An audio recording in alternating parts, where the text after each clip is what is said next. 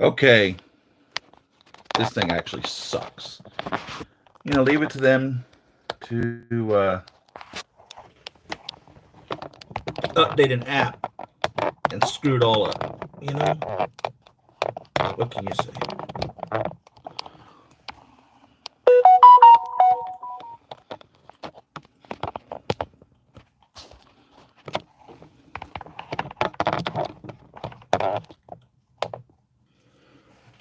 Having technical difficulties at the wazoo this morning. Stupid computer still booting literally 1 hour and 5 minutes after being turned on. And then my stupid cell phone, stupid shut off, stupid, right after starting the broadcast, because it wanted to start up Bixby, which I don't even know what it is, so I don't even use it. So I don't care to use it, because I don't care what it is. But it thinks I need to use it. So, what can I say? What can I say? And this thing is too loose. It's going to flop over.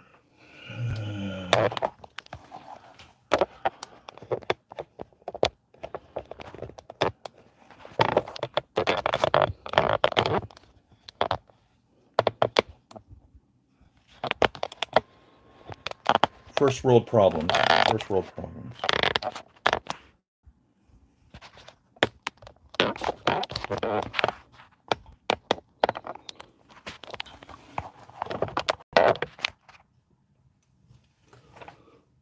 There we go. Come on, you stupid computer. Good morning. I hope you all made it over from the other, which was a failure, and it wouldn't let me reconnect to it. So I had to make a brand new one because the first one went kabam. And I've got nothing over here, so I can't even tell if anyone's even over here. So what we got here is, I think I can see, is the team suit. So we have a Captain America, which is important as you want to get these with the neck. So we have Captain America with the neck. This is the Ronin Hawkeye that came with in-game. Fits in here. And this is an Ant-Man head sculpt that I bought. And then I added a neck to it, which I don't remember where I had the neck from. It's somebody's neck. It came from somewhere. In order for these two pieces to work, I had to pop out the neck out of the Tony Stark head sculpt that came with the team suit. And then on this one, I took the little Fison feet adapter that came with the Fison male M33, I think, figure, and put them in the feet to make him taller. Because I'm pretty sure Captain America's taller than Ant-Man and Hawkeye. I might be wrong, but I'm pretty sure they're taller. And I think Tony Stark is supposed to be as tall as Captain America too. I think Captain America, Tony Stark, and Thor are all supposed to be the same height. And I think Hawkeye and Ant-Man are shorter than they are. I think. Now, in real life, that's not the case. Tony Stark is not 6 feet tall. Robert Downey Jr. is not 6 feet tall in real life. So, but I think in the Marvel Cinematic Universe, he is. So my computer's finally starting to respond. See if I can get my web browser started up. So what I'm going to do is I'm going to add to this collection the final one, the Tony Stark, and I've got a box here that I found sitting around, and I don't even remember what's in it. Something Marvel, it says. I don't even know how long it's been here. I don't see a date on the shipping label. So it's truly a mystery box. I don't remember what it is. I really don't. I have no idea. And I don't see a date, timestamp, or anything on the shipping label. So It does say time-sensitive material, though. So somehow I must have missed that message. But I have no idea what it is. I can see when I lift up this little area here where it was kind of open. It says marble on it right there. But I don't know. We'll get to that. Let's do this team suit so we can round this out. So who all did we have for the team suit? We had the Hulk, right? We had War Machine. So how do you get those team suits? Is Hot Toys going to make them? Doubtful. We have Rocket Raccoon, another one that was in a team suit. All right. He doesn't like being called a raccoon. Thor calls him a rabbit. Matter of fact, all of Asgardians call him rabbit.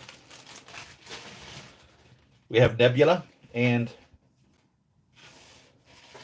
Black Widow. Both of them are supposed to be in team suits. Neither of them are shaped the same way, so we couldn't use that figure twice if they made one of them. Black Widow's definitely shorter than Nebula. Nebula's tall. We have Fat Thor. So what are we going to do? Are we not going to get any more of them? Is it possible to paint a War Machine Mark VI into a team suit?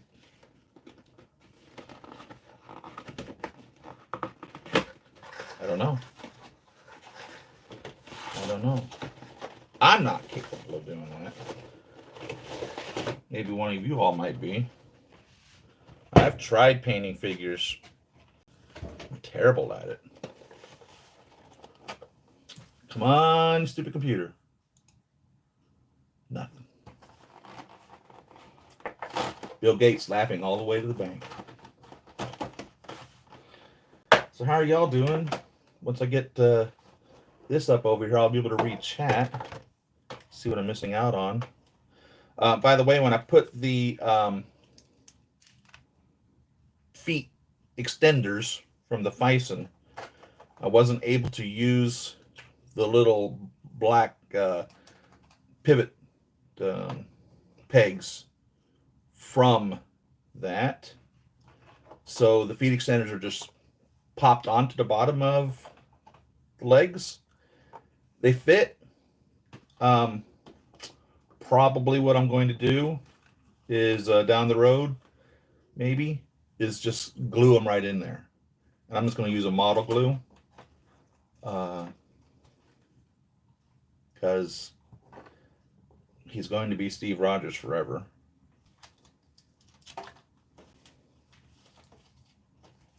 Might as well. I have a Tony and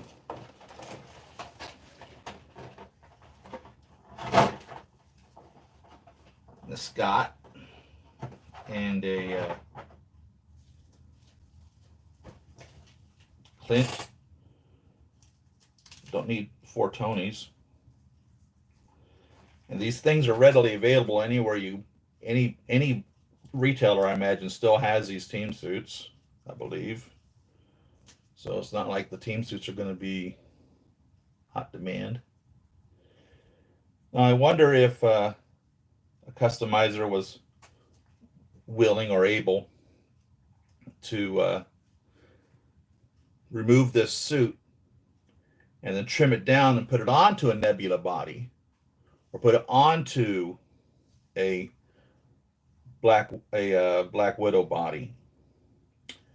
I mean, I have seen some talented people out there. I don't know any myself, but it'd be interesting to see if there was someone that customized figure outfits would be willing to do that.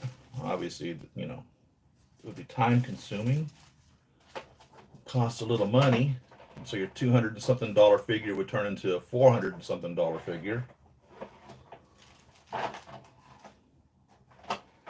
Fat Thor, we got a Fat Thor. You can put a Fat Thor in there, right?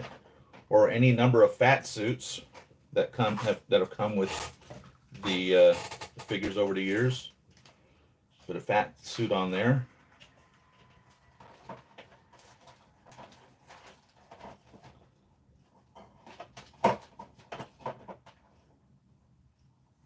Problem would be Rocket and Hulk and War Machine. There's your problems, truthfully. Like I said, unless the Mark 6 works, then you can find someone that'd be willing to paint that. And there's some customizers that I've seen in Hong Kong. Not kept track of them lately, but Sam Kwok used to do some really amazing work. I've never owned any of his pieces. He used to do amazing work. I imagine he's still doing work. I don't know. I wish that my browser would open over there so I can see if I'm talking to myself or if there's any of you actually here with me this morning or this afternoon or this evening, wherever you happen to be in the world. So we unboxed the team suit a couple weeks back. Pretty neat little suit. What's nice about it is with the lens being colored in, it's difficult to tell whether you're looking at Scott or Clint or Steve or Tony, truthfully. So if you wanted to have the helmet on them and not use the head sculpt and just profess that you happen to have Clint and Scott and Steve and Tony, you could do that too, truthfully. In all honesty, you know, this is the figure base for this Hawkeye that came with, again, the Hawkeye Ronin figure. And so that says Hawkeye. And then, you know, you could just put labels over the Tony on those two and just point them out to your friends that come over to ooh and ah over your collection. Your family members. Well, who's this? Well, that's Steve, Clint, Scott. Says so right there in the bottom of the figure stand. You can't see that? Yeah, they've changed these figure stand connections here so many times that I'm running out of these guys, because what they're including is the little ones for the articulated posing rod, right? Which is great if you're doing the articulated posing rod. And what I need to find, you know, is more of these. Because I've got a lot of these that need these. And then I have a lot of these that have the two pegs that went into the 7-sided rectangular kind of figure stands, and they don't go into here. So they keep swapping them out and making it difficult to keep on top of things. Come on, browser, are you gonna open now? No. Now I'm gonna, you know, when it finally decides to work, I'm gonna have like 12 different browsers. So the team suit comes with absolutely nothing, really. You get the Tony crushed helmet that we see at the beginning of in-game, where he's recording his final moments to Pepper or to whomever. He's actually recording it to Pepper, but he's not even sure if she'll even ever see it when he's recording it. And we get batteries for the helmet because it does light up. And then we get 2 fists and then 2 kind of relaxed hands. And so what I've done is I've kind of mixed them up. I've got 2 fists over here. I got a left fist and a right relaxed. I got double relaxed here with Scott. So I guess I'll give a left relax and a right fist here with Tony.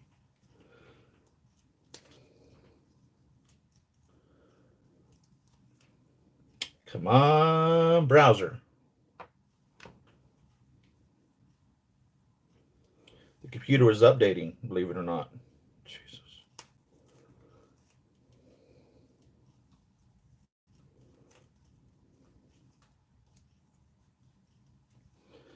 And so it took it an hour to do.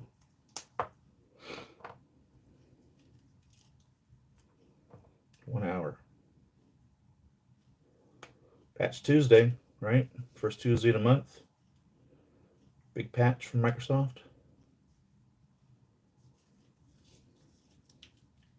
Should have turned it on yesterday. So of course, when I put the extender on, like I said, it just pops right over the little ankle that you have there. That came with the Fison figures, and there is a black peg, ankle peg there, but it wouldn't go into that Fison piece. Now, I might be able to force it to.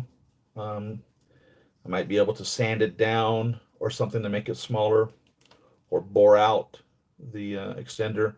Might be a good idea instead of gluing it, because ankle pivot is important, obviously. So it would be nice to have this, if at all possible. Whilst I was playing with my figures, so I probably need to do the same thing here with Tony, because, like I said, Tony, I'm pretty sure is supposed to be the same height as Scott over there. We can get a Tony over here and see how he compares. One of the problems that I had, or it really wasn't a problem, it was a complaint that I had, was with the Peter B. Parker figure, which came from Young Rich Toys, I think. I don't remember. Sorry. I didn't care for the accessories that he came with specifically.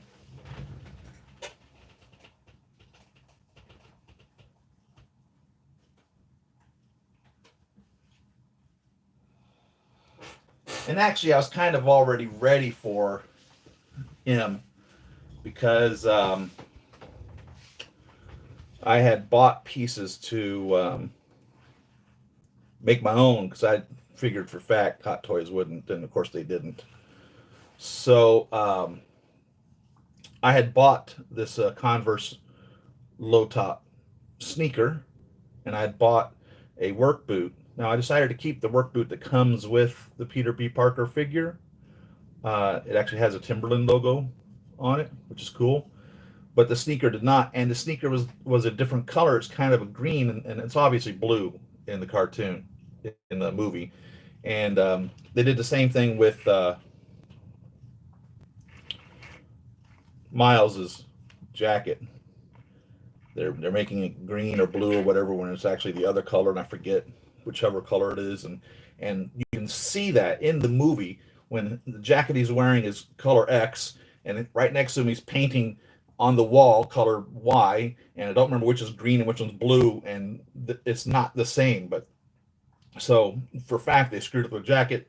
The shoe was wrong. So anyhow, the shoe required a foot, whereas the shoe that came with Peter B. Parker did not, just required a foot peg, and I couldn't find a foot. So he came with feet, but the foot didn't fit in this. And I don't remember where the shoe came from, whether it was a Vicky's toy or who it actually came from. But as I was taking the little peg out of the Fison men figure, I think it's M33 or whatever one I used for my Steve Rogers that I built in his World War II uniform, that Fison foot fit in here perfectly. So now I have the foot. Now I haven't tied his shoe on yet, because I'm hoping to find, I need to research to see whether or not he wore a sock on this foot, because I'd rather if he wore a sock to cover that ankle. If he didn't wear a sock, then obviously we'll leave the ankle alone. But I like, because I actually have the Converse label on there. So, and like I said, I kept this one instead of the boots that I bought, because it actually has the Timberland logo on it. I also had bought sweatpants. I was going to swap those out, but I decided to keep these. So these are the original sweatpants, if you remember. And I did swap out the army jacket, because I didn't like the army jacket. This is an actual authentic 1960s era G.I. Joe army jacket. So, which is fits him perfectly. So, this is Peter B. Parker from. It's on the bottom of this figure stand. I think it's pretty sure it's Young Rich Toys. Don't know. Doesn't say. Doesn't say in the bottom. I'm pretty sure that's who it is. I don't remember. I'm sure you guys do. But that's what did with that. And I've started working in here and getting organized. So I'm starting to get down that path of organization to be able to, get everything straight, because I need to get my figures off of that table back there before it explodes on me. Or not explodes, but crashes down. And I don't know how much time I got left on that. Another thing I did was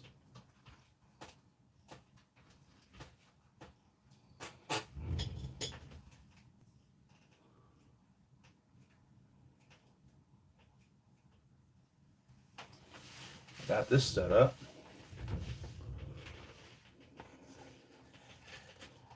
I think it turned out pretty well, considering the oh, by the way, there's a little wrap that came around this Tony's neck, and I've kept it on him here. I put it on Clint and on Steve.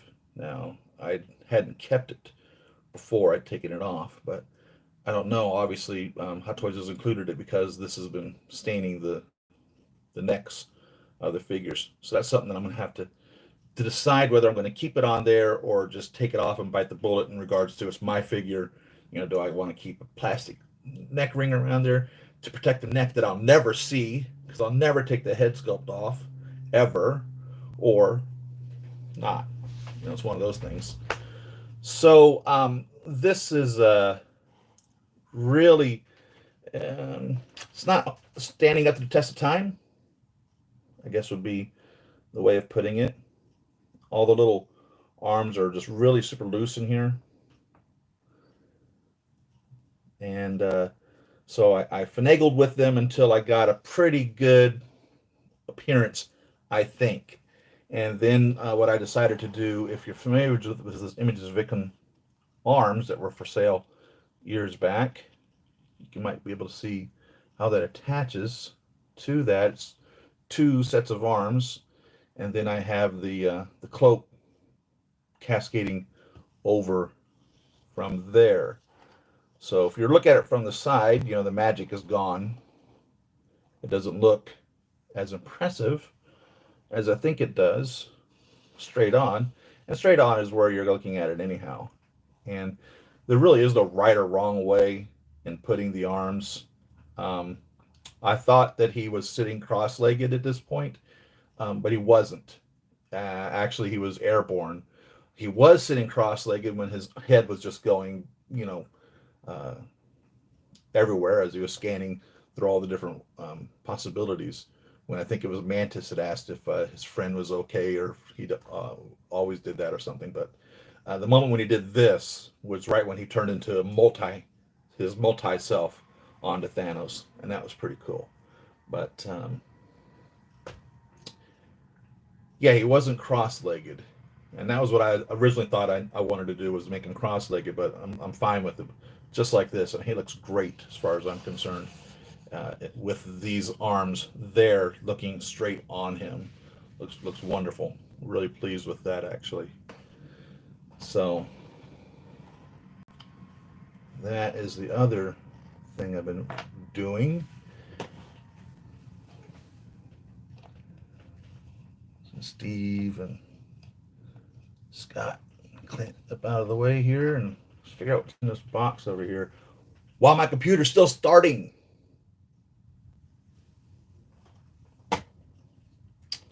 Hour and a half. Could you imagine going to like the DMV and them looking at you and say, "Yeah, we're waiting our computers to boot up today." Hour and a half. We'll get with you as soon as they turn on. Jesus.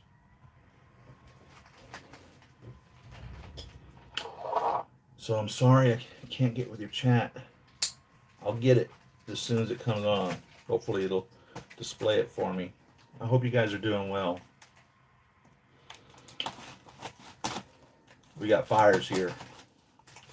California always has fires.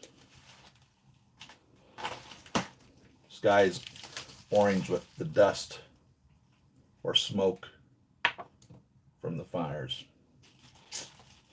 Every state has fires, right? California is the only state that can't control them. So, well, while California tries to tell the rest of the world how to run the rest of the world, because Californians are very vocal in government on their opinion. Just keep in mind they can't even run their own state properly. Yeah, I live here, so my own state property. Oh, Spider-Man upgraded suit. Well, cool. I like this suit. This was the suit that Peter made in the little jet that Happy flew out there to more or less rescue him in Far From Home. And the cute scene was, Happy watching Peter work, obviously, reflecting Tony working, because Tony had passed away at this point. And he says, I got the music. Of course, he put on Tony's favorite band, AC/DC.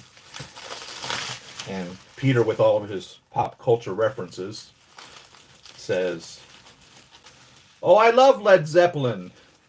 And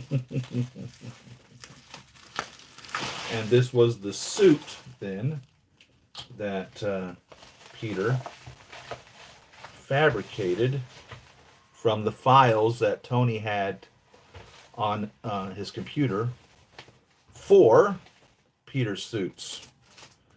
So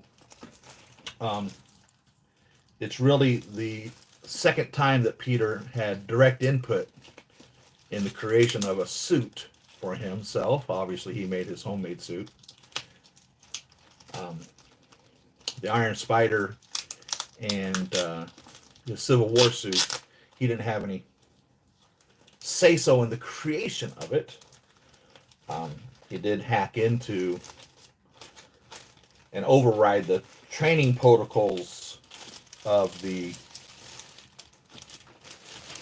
Civil War suit.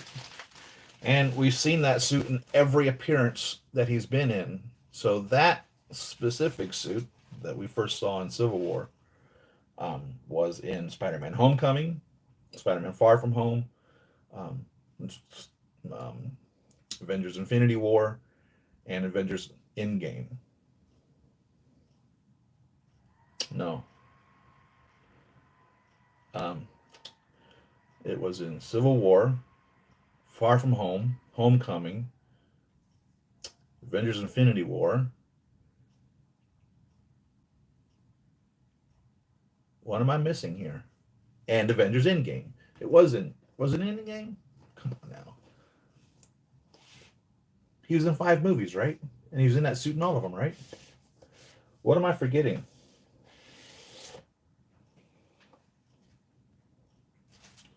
So I've already unboxed one of these also. Got him here on the bottom shelf. Can't see him. Red and black. Maybe he's navy blue. I don't know. But again, the problem with untraditionally colored suits is it doesn't appeal to every collector.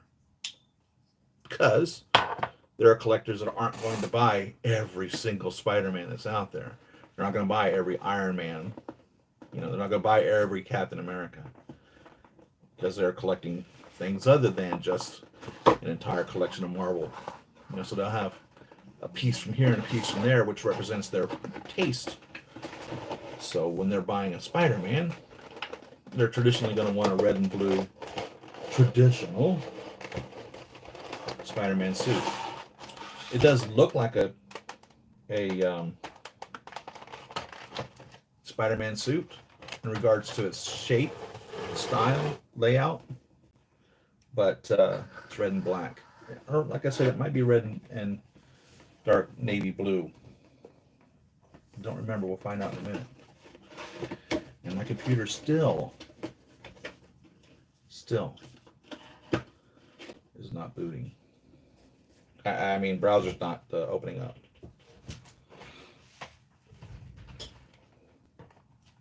Let's make a little more room here.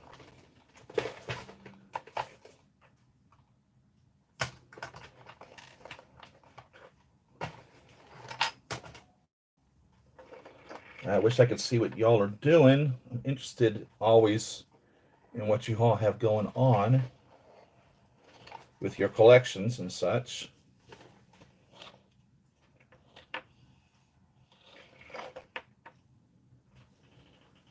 Still haven't gotten my rescue. The hell's up with that?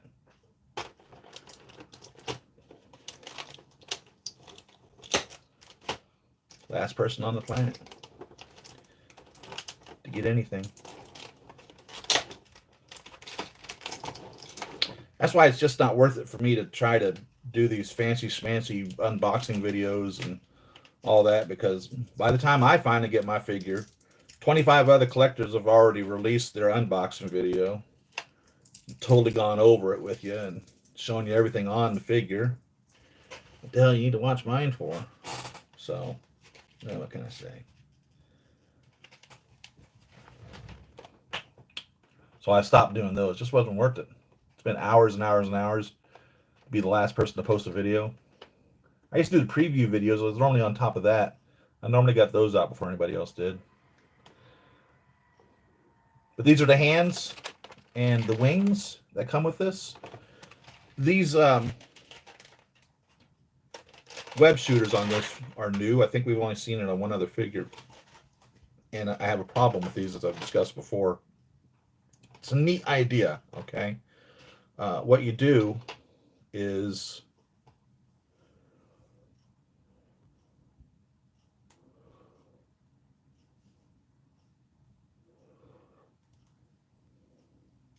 you separate this little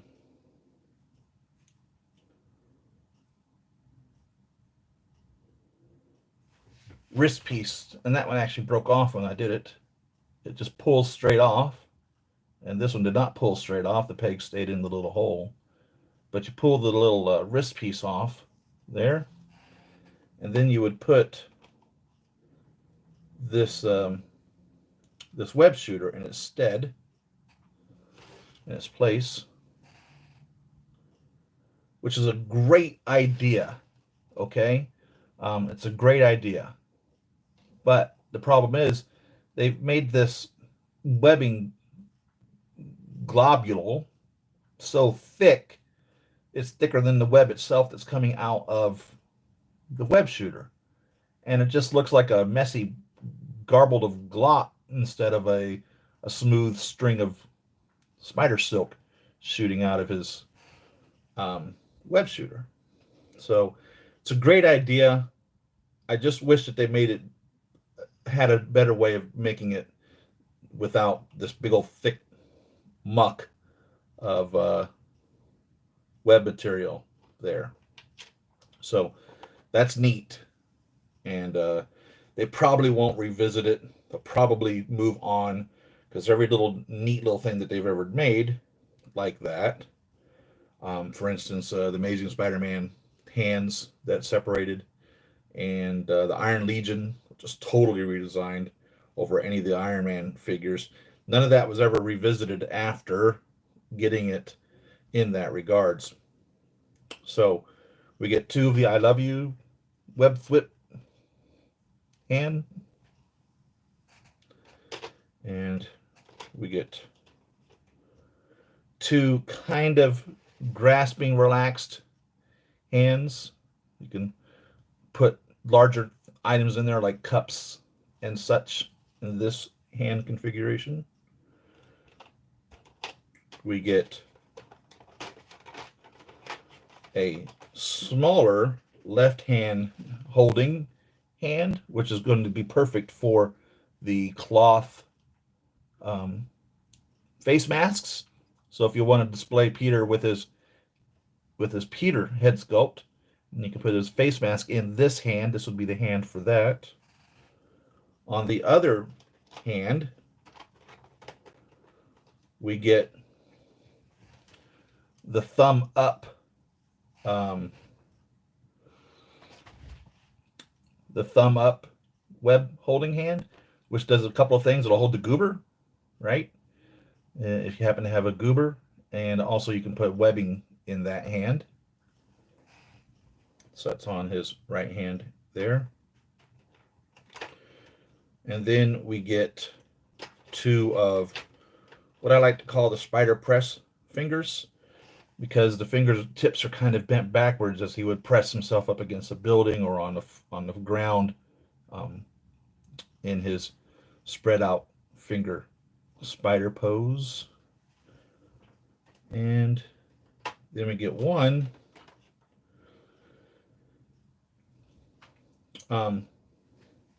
peace fingal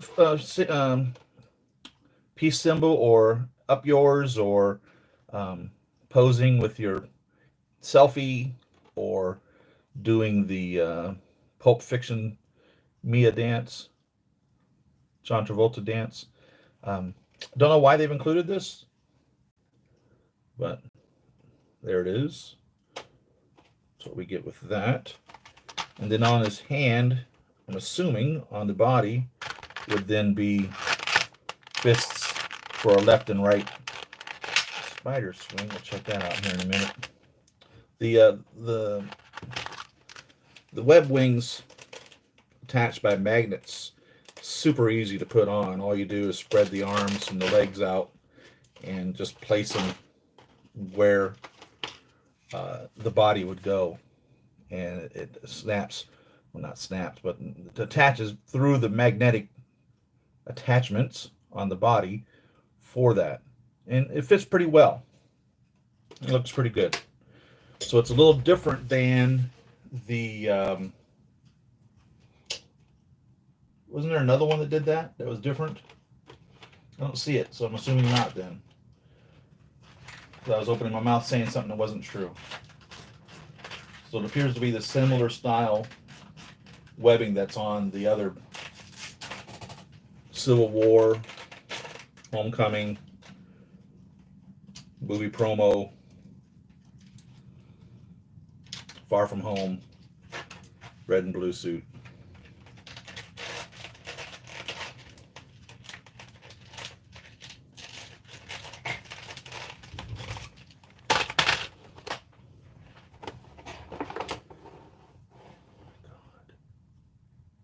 Still no browser over here.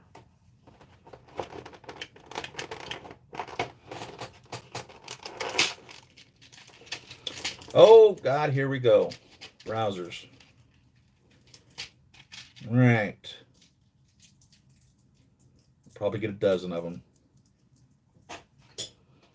So I like it when they do this for storage purposes, because the box is going to go in the garage empty, because I'll never find this box specifically in any timely fashion to get the accessories out of it. So all the accessories go into the little drawers. But sometimes it's nice to have something to this effect to keep it all together, and so that you have the cloth face mask, which will not go over the head. You have the cell phone, you have the Edith glasses, and then you have 5 sets of eyes. And I think the bottom one is the kill eyes. Let's have a look.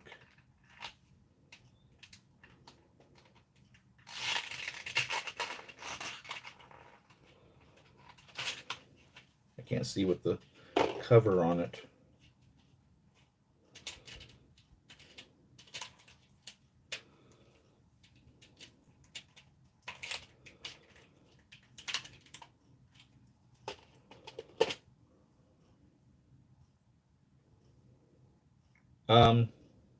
No, they're not kill eyes. They're just totally black. There's absolutely zero white in it whatsoever. Just a totally solid closed up eye. Interesting. Very interesting, actually.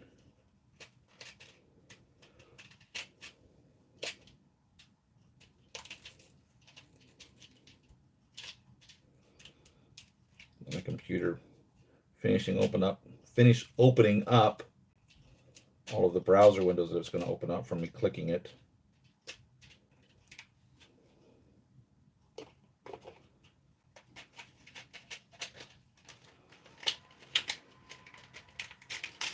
Let's see if we got chat. Hopefully you guys are there.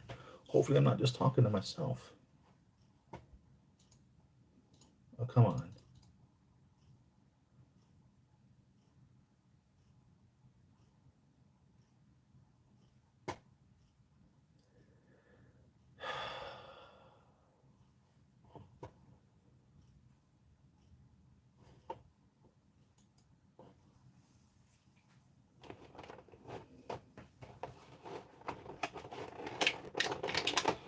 One of these days, something exciting is going to happen in one of these live shows.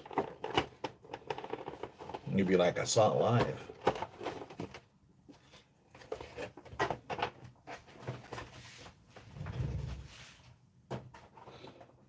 I was there.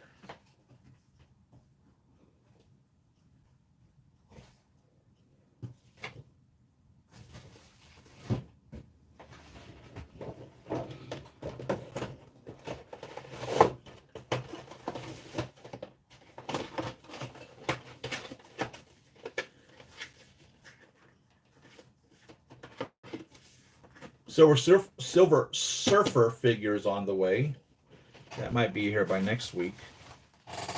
I don't know anything about the Silver Surfer other than what I was taught in the Fantastic Four movie Rise of the Silver Surfer. But when I saw the figure, and he's a Marvel figure, I was just blown away by what they had done with that figure. And I thought it'd be cool to have just because it's a super cool looking figure. So that's on its way, I've been told.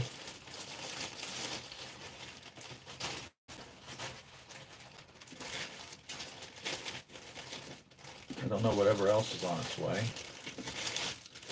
Got probably 150 figures on order.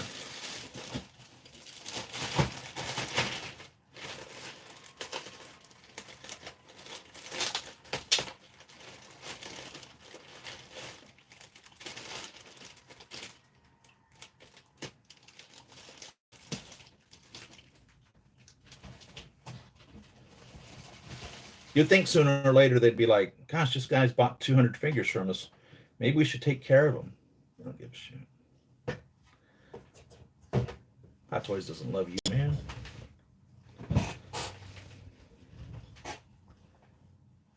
All right, here we go.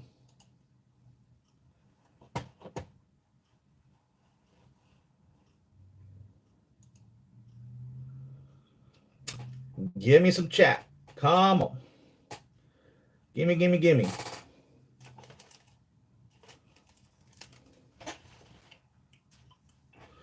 Keeps wanting to pop up notifications.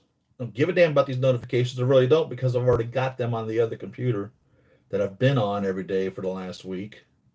I don't need to get the same notifications. It's the same person logged in.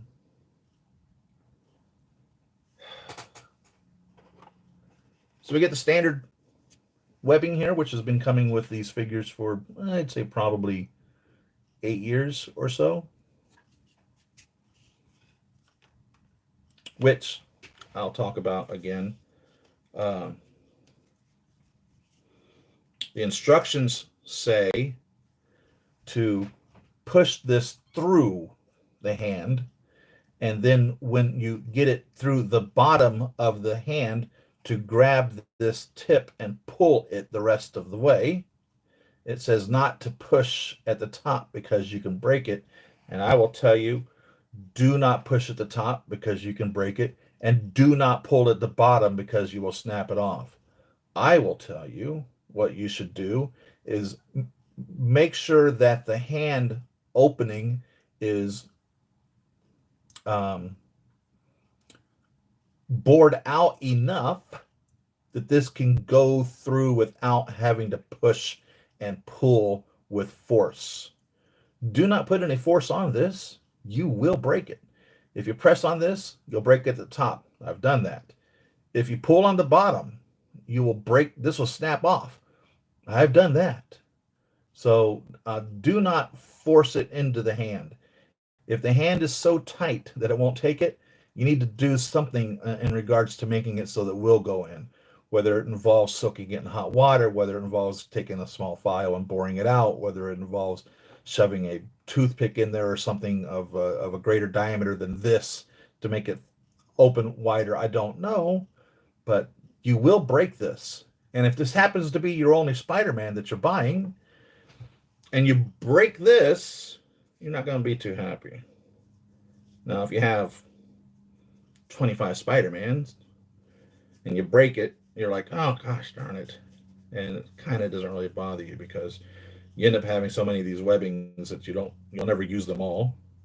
And it's only affecting resale value at that point.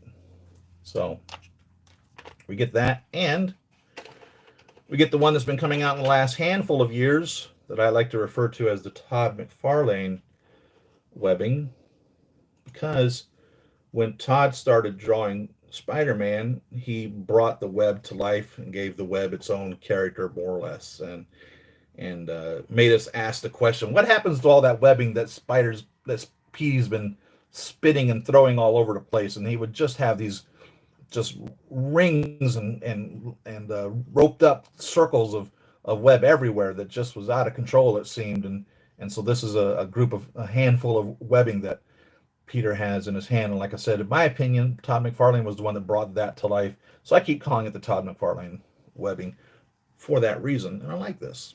It goes in both hands, not all the way. Or I mean, top and bottom of the hand. And it doesn't go all the way through. So it's nice. It's a nice effect. Looks nice. If you're posing your figure in a web swinging pose. And yay, I have chat. So I can get these notifications closed. See what I've missed out on the chat. Willie, what's a good morning?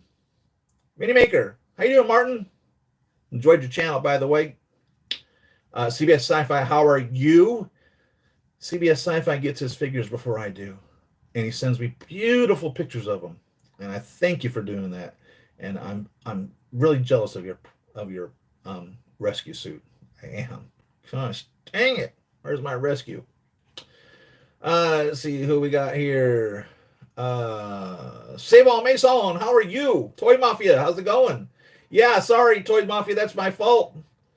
I started it up and then I hit the Bixby voice thing on my Samsung Galaxy S20, 20S Plus Ultra, whatever it is. And it decided it wanted to upload Bixby, and I don't even know what Bixby really is. And it ended up screwing up my YouTube. So I had to make another one. So sorry about that. I'm glad you found me, however. So thank you. NKSG, hello. I've not seen you in a while. You're all the way over there in Singapore, on the other side of the world, on the other side of the equator. So you are in the middle of winter right now, if I remember correctly, right? And it's like 8 o'clock at night or something, 10 o'clock at night or something. So thank you very much for tuning in. Always happy to see you as well. So I've got the chat. I don't know whether the browser's working or not because the snake chasing his tail has stopped. And I just have a black screen where there should be video. So I don't know whether or not we're still getting a live cast or not there. I can see in the mirror, it says live in the corner. So I know that at least we're still broadcasting, just not coming across here. And that's my Windows 10, by the way. This is actually a Windows 8, and I'm not talking about 8 point whatever it was. This was an original Windows 8 laptop, which was junk in the very beginning. And upgraded it to Windows 8 point or 8 plus or whatever they called it. I don't remember, which still didn't fix anything. And then when Windows 10 became a free upgrade, I eventually decided to try to upgrade that to Windows 10. It still doesn't fix anything. It's just a junk computer from the word go.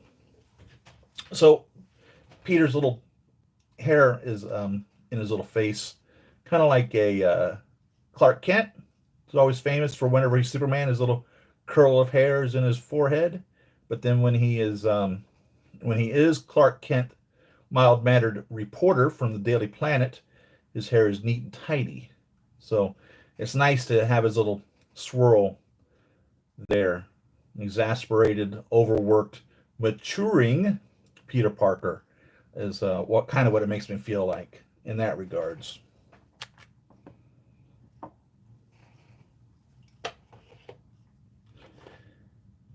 And we get the web splat, which is good for giving the appearance he's hanging from the ceiling or shooting it at the wall or basically anything that you want to have the webbing attach itself to. We have that. Oh, here we go. Here we go. We have video and more chat. Thomas, how you doing? Hello, hello, hello. CBSF, I've not got the Spider-Man you have now. I'll trade you. I'll give you the Spidey for your rescue. Oh gosh, there's a black screen. I've got a black line all the way across my screen now, and it's right across the last chat, so I can't read it. Mysterio in this week, woo, and going. I can't read that. Battle damage next week. Oh, and Thanos. Is that what it says? Thanos battle damage next week. Nice. Okay, thanks. The LOL pushed it up so I can read that. And in-game. Oh, thank you. Mysterio in this week and in-game Thanos battle damage next week. Oh, I think I passed on that Thanos,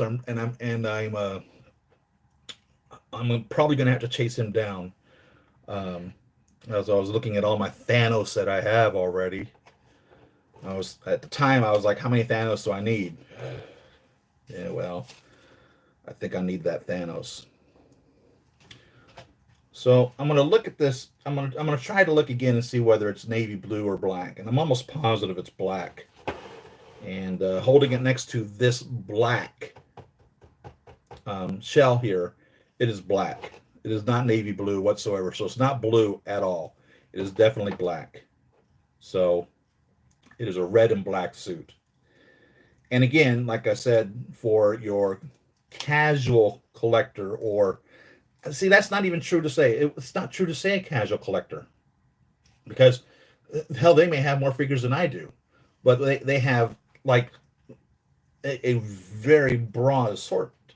They would have their DC and their Predators and their Mike Myers and their Back to the Future and of course the Marvel and whatever else. And so they're not buying every single Spider-Man. So they're going to add a Spider-Man to their collection that reflects Spider-Man as a whole, which is going to be the red and blue suits. And I also see, though, the reason why they would change into a red and black suit, because, come on, 5 movies or however many he's been in, people are like, yeah, he was in the same red and blue suit again. And yeah, I get that.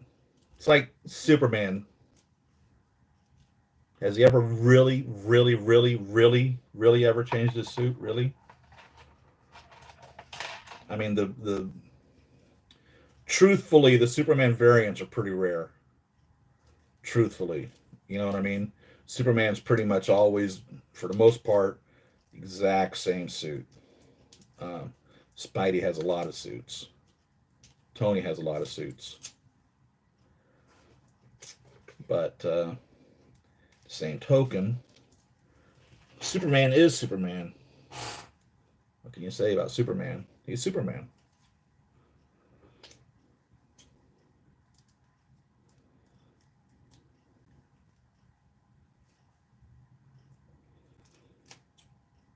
Batman changes suits. Lots of Batman suits. But I don't even know. That's a good question, and I really am not the person to be able to answer that. How many different suits, truthfully, did Superman have? You know? Or have we seen him wear? Ignorantly, because I don't know, I would say less than a dozen, but maybe I'm just totally wrong. Hell, he may have had 100 suits. I don't know. Do any of you know?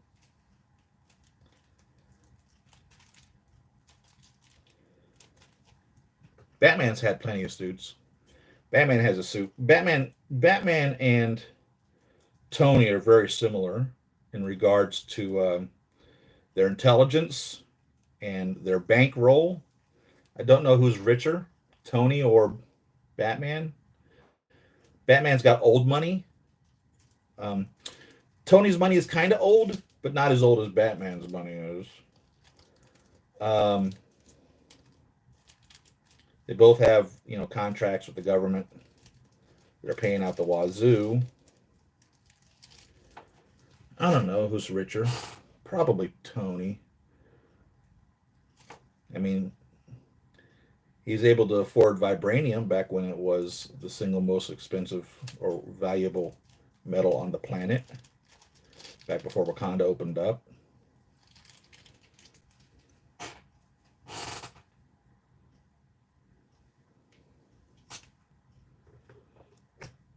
But they're both gadgeteers. They use their gadgets. They're both intelligent.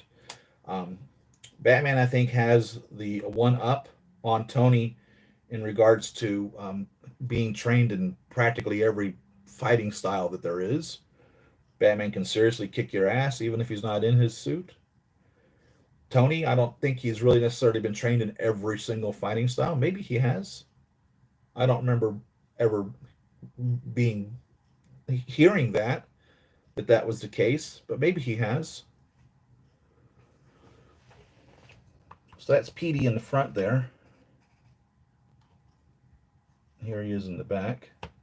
And it's a cool suit. I mean, it really is.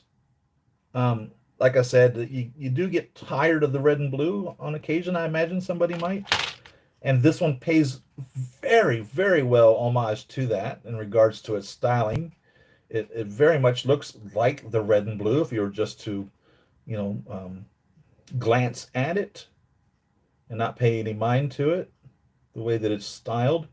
So it's still the style that Peter wears. It's just not red and blue. So it doesn't totally alienate the collector that's not buying every single Spider-Man, which is nice. And then we get with this a drone, little mini drone. As I go about and continue to work in this room and possibly move all of this into the living room or the other room. I'm not sure if I'm going to move it into the living room or move it into the computer room because I don't need two computers running in there anymore.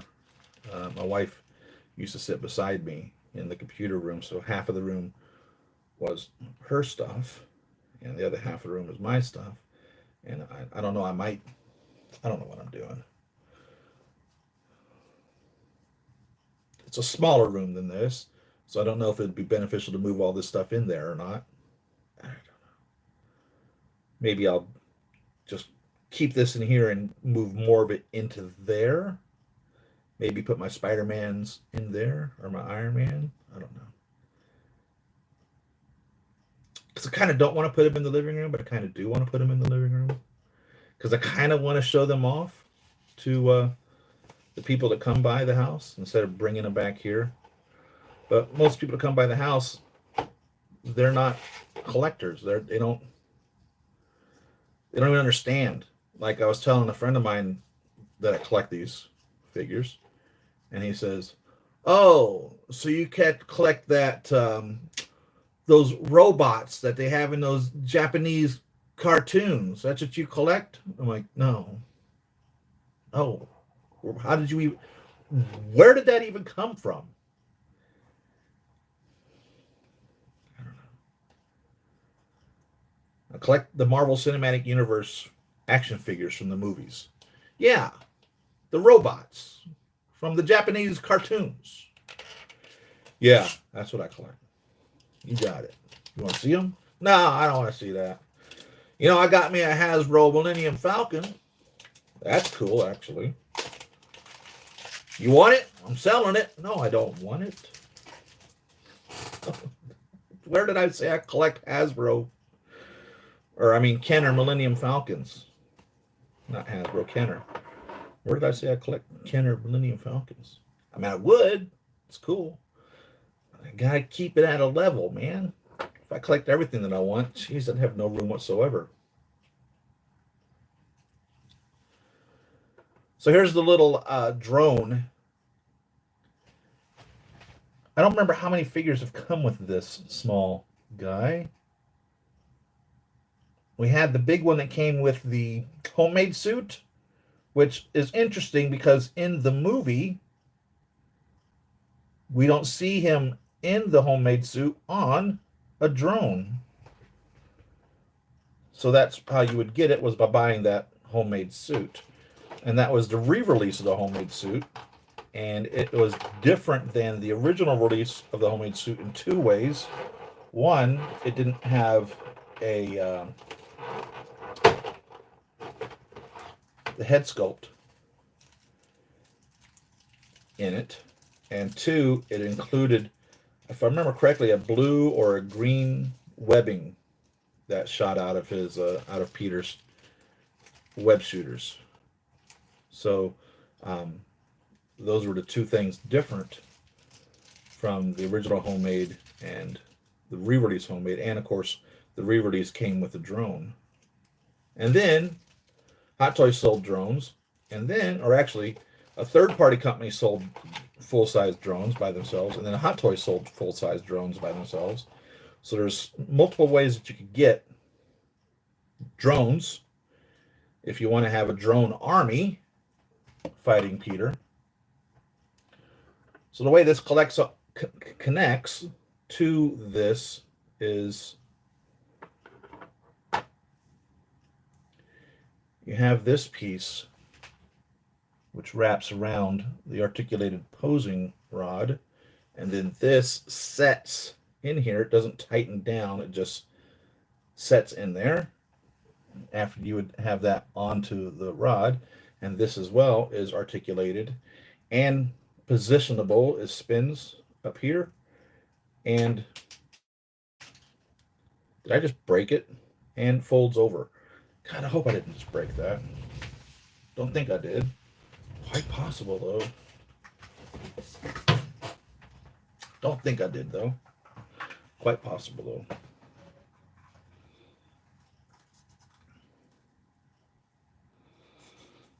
Doesn't appear so.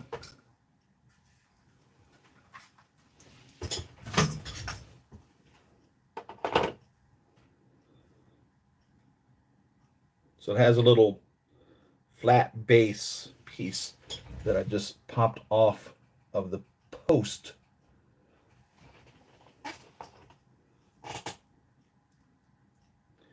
So all of these little pieces include articulation. So of course you have the articulated rod, and then you have a bend here, and then a twist here, multiple twists actually, and then an articulation.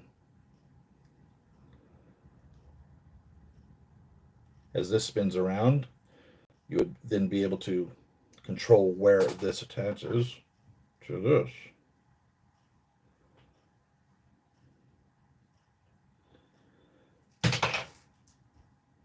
Just drop the articulated rod.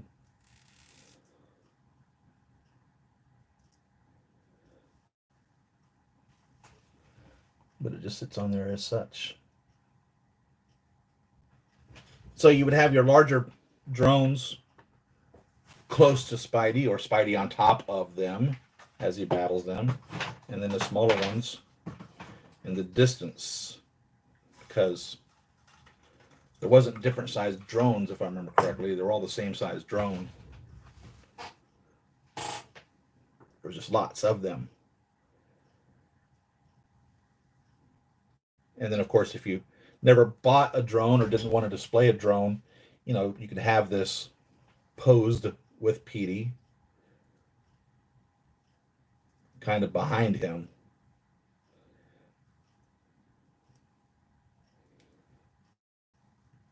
For that.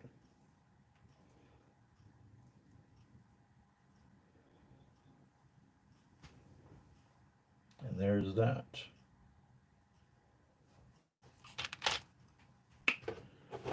That is everything in the box.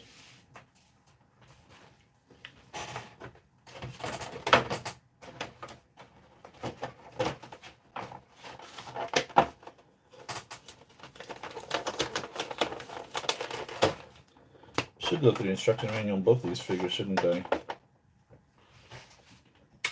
Just in case. Especially in regards to putting batteries in the helmet of that team suit.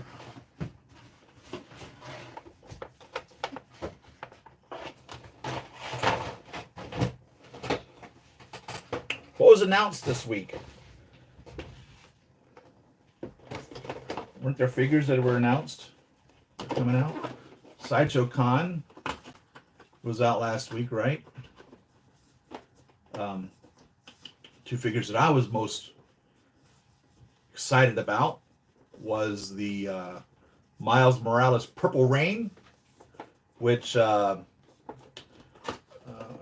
my understanding, had something to do with the Prowler suit. Now, I don't know if Prowler was always related to Miles Morales. Okay, Prowler's been around for a long time, and Miles is new to the Marvel Universe within this millennium, this decade, this century, and I don't know whether or not, and according to the Into the Spider-Verse, he's related. Also, according to Spider-Man: Homecoming, he's related. So Prowler and Miles are related in that regards, but I don't know whether or not Miles and Prowler have always been related. I'm going to assume yes, but I don't know. I don't know that much about Prowler. Obviously, I'm familiar with him from the comics. Just wrap this in a plastic to put the sleeve on it. But I don't know, like I said, if Miles was always related to him. But everything that's what the Purple Rain suit is supposed to be, some sort of Prowler technology, I guess.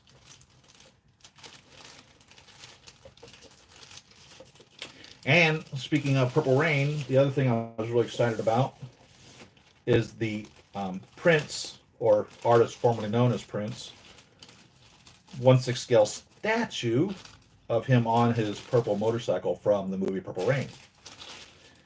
And pretty excited about that. I will be ordering that for a fact. Huge Prince fan. Love Prince. Absolute genius. What a loss when he passed away. He wrote more music than he could ever perform himself. Sold so much music. So many performers sang his song. Stevie Nicks sang a song written by him. He wrote so much music. It's not even funny. Musical genius. And of course, I love Purple Rain.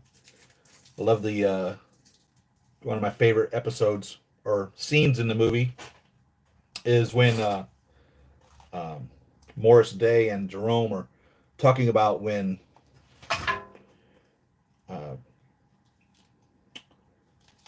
Vanity would walk in. There should be a signal. I should use a password. And they said the password is what? And so they went on this whole thing trying to figure out what the password was, because the password is what? You got it? The password, you got it? No, the password's what? What is the password? Exactly. Exactly is the password? No, what? That's what I'm asking you. What is the password? The password is what? Well, Abbott and Costello gig, who's on first type of a thing.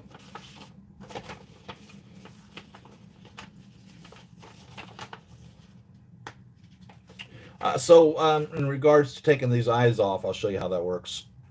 You just push on this little top corner up here, and that will pop out the eye.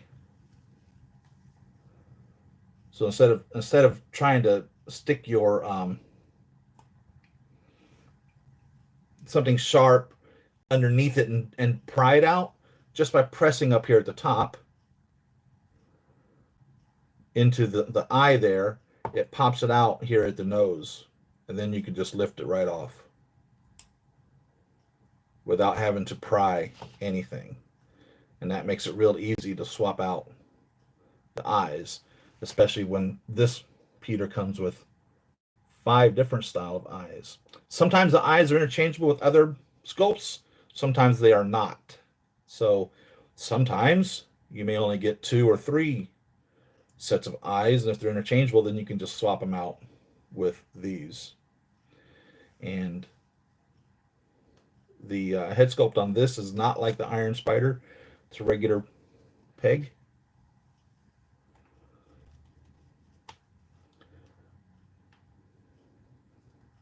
And it feels very tactile. It's very, I don't know how to describe it. It feels like a cloth that's been soaked in glue and has gotten hard. Is what it feels like. But it's not hard. Obviously, it moves. Um, but that's literally what the red feels like. Very rough. It literally feels like you've taken a piece of cloth and just layered it in glue and let it dry, and then it just has that hard yet soft feeling to it. It's literally what this figure feels like, except for the black. The black is smooth and shiny, just like some of the other um, figures in this regard along this line. And definitely the spider emblem is raised up, being so it's obviously something that will pop off of him. Not this figure, though. I'm talking about it in the movie. Spidey's little emblem pops off his chest.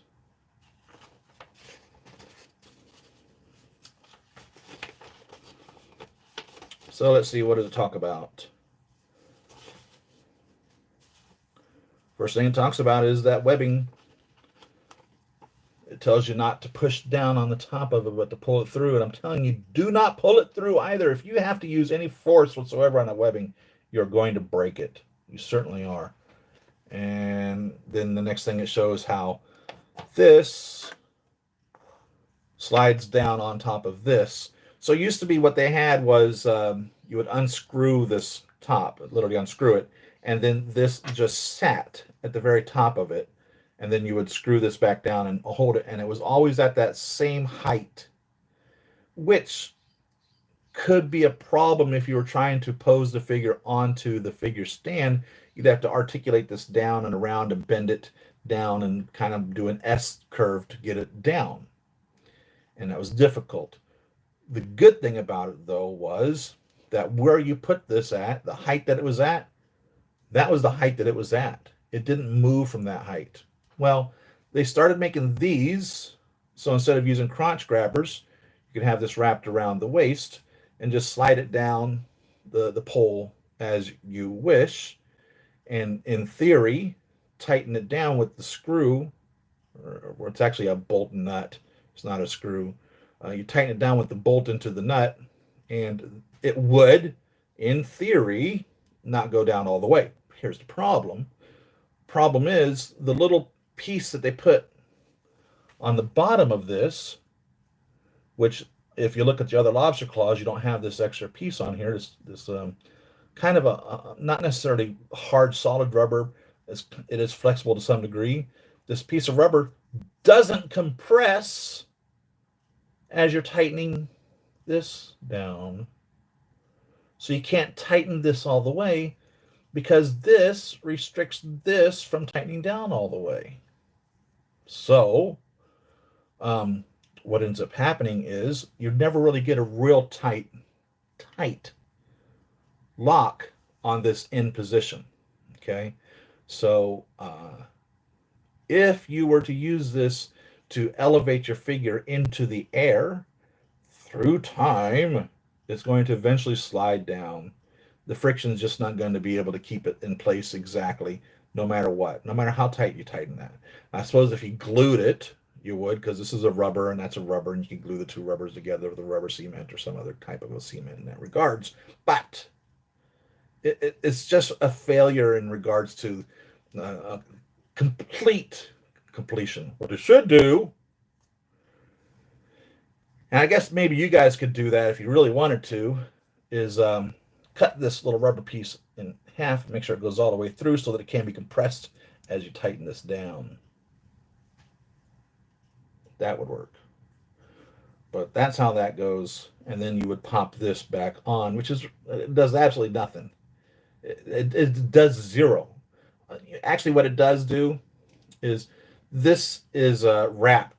This rubber is wrapped around this articulated metal pole. This spiral bound pole is covered in this rubber wrapping, and in all actuality, this little cap keeps that rubber wrapping in place here. This little cap here does, and then this keeps that rubber wrapping, I guess, from coming undone or unfrayed. So really, I guess that's really what that does. Other than that, it doesn't do anything. But on the original ones, it would actually tighten down onto this, and it does not. So that's how that is. And then, of course, we have these, which these were absolutely extremely valuable when we were using these 7-sided figure stands, because you could do this with that, and you could put your figures in the air, right?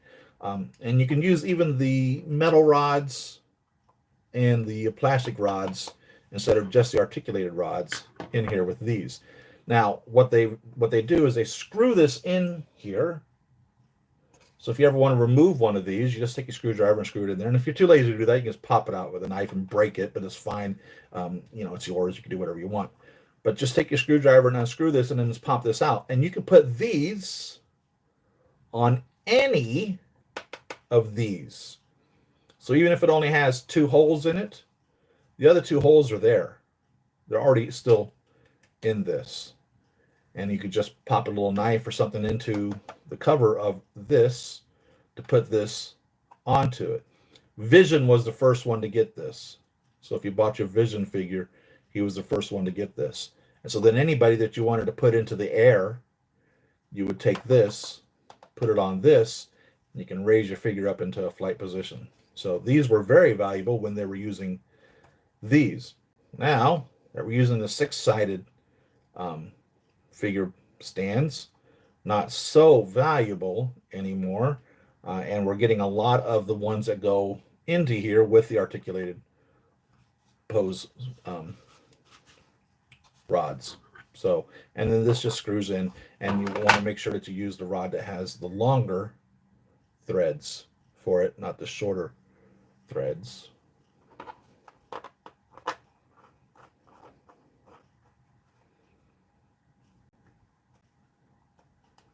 And that's how that works. And so, like I said, this would just go over this.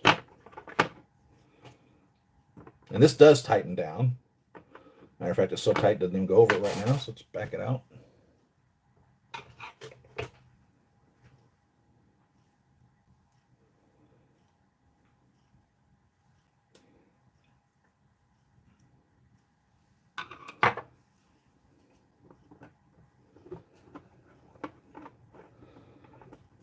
And this holds perfectly fine the way they designed this. Why didn't they do that with this lobster claw?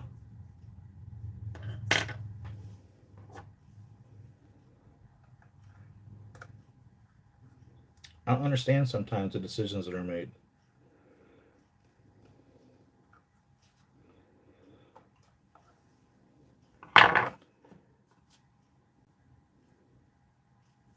It just doesn't make any sense sometimes.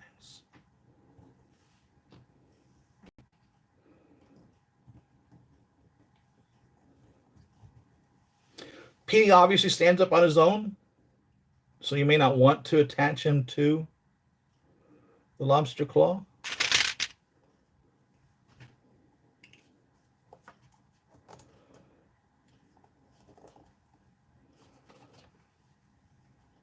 you can if you wish.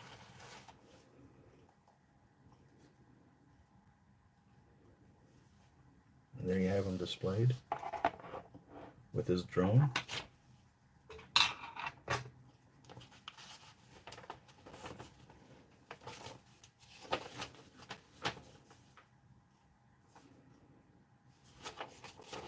Some warnings here. Avoid setting the figure in same pose for long periods of time, otherwise the costume can be damaged. And they show specifically at the elbow, at the knee, and at the ankle here.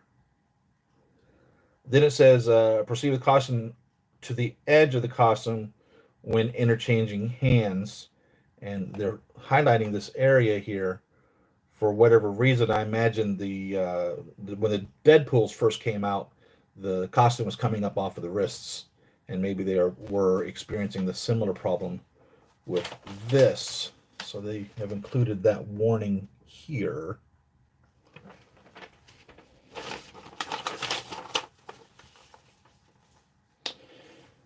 And then it says, by the way, do not take the boots off or the spider emblem on his chest off. They are not designed to come off of the figure. So if you are in the level of customizing your figure, you can do that, of course. But if you're not a customizer, it's not designed to come off. So don't do that. You will be very disappointed. We have a warning here on the glasses. Two heads can be interchanged onto the figure as shown. Wear the glasses onto the head sculpt as shown. Do not put force onto the lenses when wearing the glasses. I probably should say applying the glasses. Otherwise, the accessory may be damaged. Use the indicated hand to hold the glasses, which is the goober hand that I showed, if you want to have him hold the glasses in his hand. And then the hand that I showed was what I referenced as the coffee cup hand, is the one that they put the cell phone in.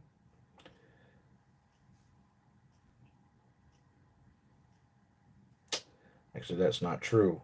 They put the cell phone in the hand that I said was the mask holding hand.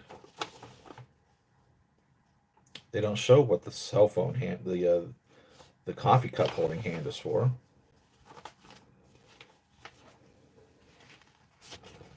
But there's the rest of the instructions for Spidey there.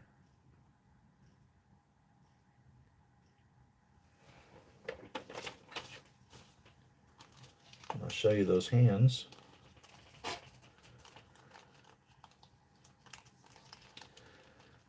J Beats NL, how are you doing? Did I read your comment on the last video about Lady Crimson? I did see that. What was the question? We're talking about the Spider Woman made by Toys Era. She's a great figure. She's not made it onto this big screen, but she's a Spider-Man. I don't remember how she got her spider powers, whether she was a clone of Peter or what. But this is the figure we're talking about.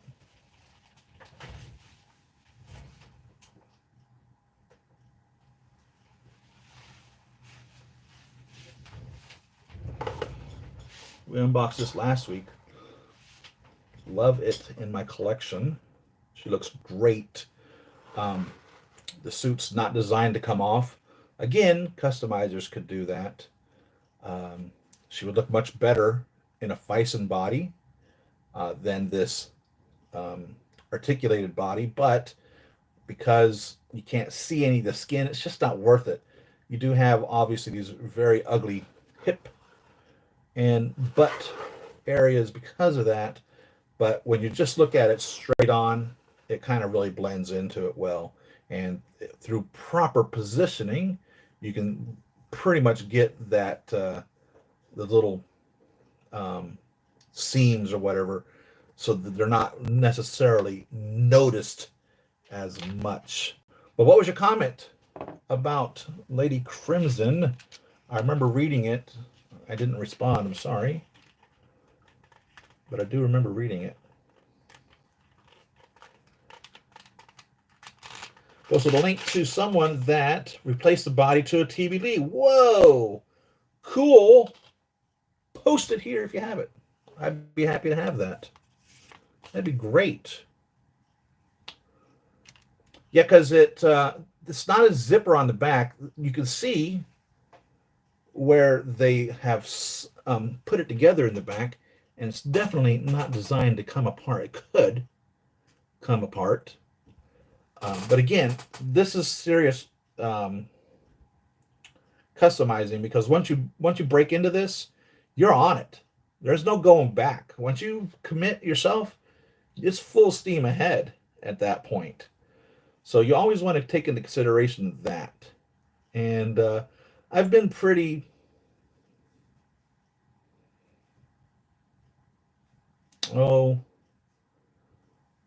purposeful when I've decided to do customizations in regards to going at it full steam ahead. You know, damn the torpedoes, full steam ahead. But I did that to my Black Widow. I didn't show you guys what happened there. I think it's the original Black Widow that I thought the body was just absolutely horrendous. And so I took this 10-year-old figure and peeled her suit off of her and destroyed the suit. Absolutely destroyed the suit. So I need to find another Black Widow because I destroyed her. And that really upset me. And you guys told me not to do it. You said don't do it. Don't do it, you said. You said don't do it. You warned me. You warned me. I did it. And boy, was I sorry. Sure was.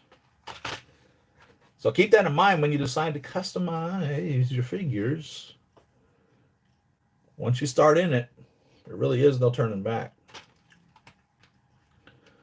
So here's the little goober hand that they said is perfect for holding the Edith glasses. And of course, you remember Edith stands for Even Dead, I'm the Hero.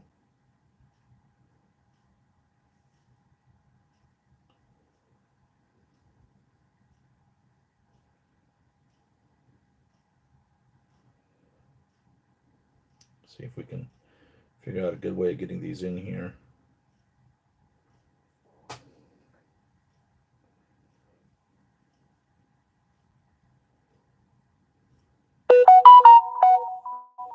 right, they seem to kind of hold well. Didn't hold well at all there. There really is a real tight pose in here.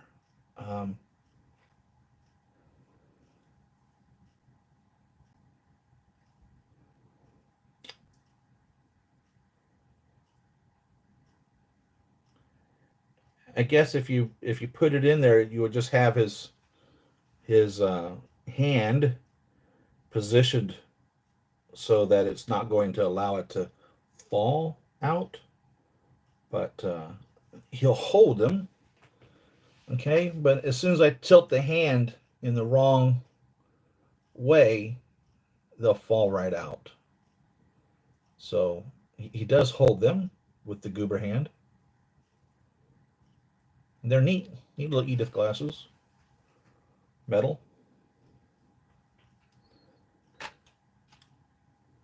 And let's see if we can get them on his head here.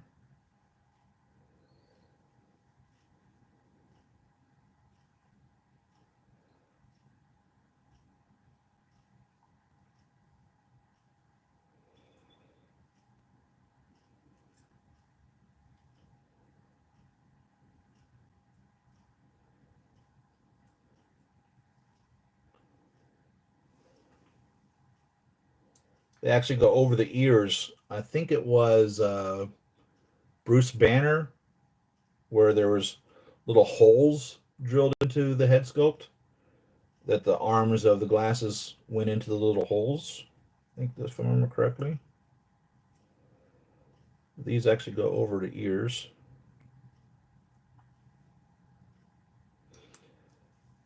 And the holes were barely noticeable on Bruce, but I mean, with that Bruce Banner figure, you're going to put the glasses on his head, so you wouldn't necessarily have them without those.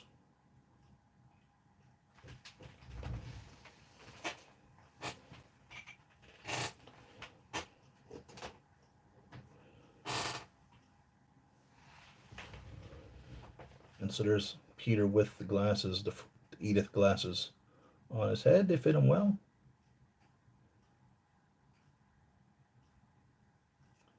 Wasn't too difficult getting them on there, properly positioning them. Fit him pretty good.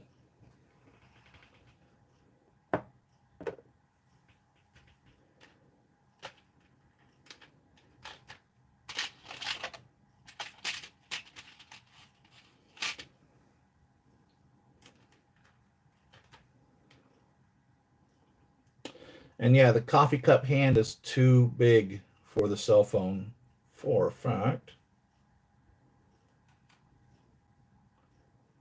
And that's this kind of reaching, grasping, wrap around your neck, choking hand. It's only on the right hand. That's not true. There's a right and left hand of that. I'm sorry. There are two of those. You have a right and left hand. I call it the coffee cup holding hand. And then this one is the one that the cell phone or his mask will fit in. And it's a left hand only.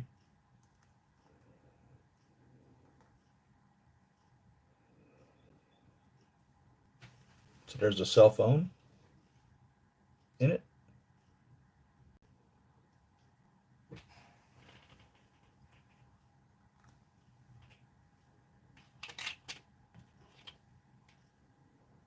And then you'll just kind of bunch up the mask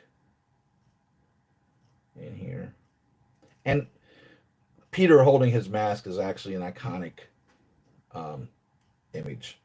We see him holding his mask a lot. So he unmasks himself quite a bit for being a secret identity.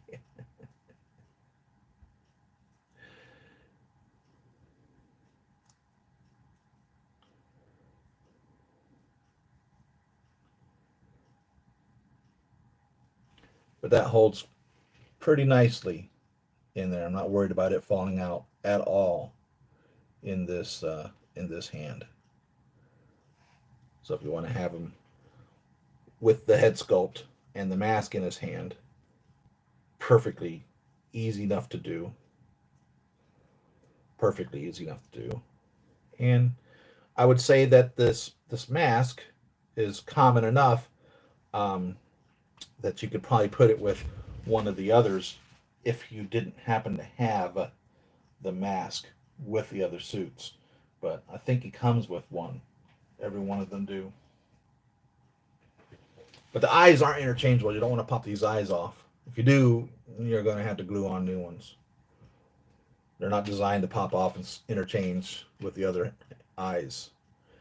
I imagine you could, but it's not the way that they designed the figure.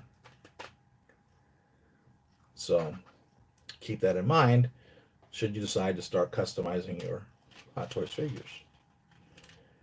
And there are some very, very, very good customizers out there. Very good customizers. I've seen some amazing stuff made by some of you guys. Absolutely amazing. The only amazing thing I ever made that was really good, my customizations were the Tony Stark heads in the helmets. I made several helmets for the Iron Man figures with Tony Stark heads in them that didn't come with Tony Stark heads. Those turned out really good. I tried painting a Silver Centurion to be the blue steel. That was a disaster. I tried painting a Mark III to become the Mark II and drilling all the little rivet holes in it. That was a disaster.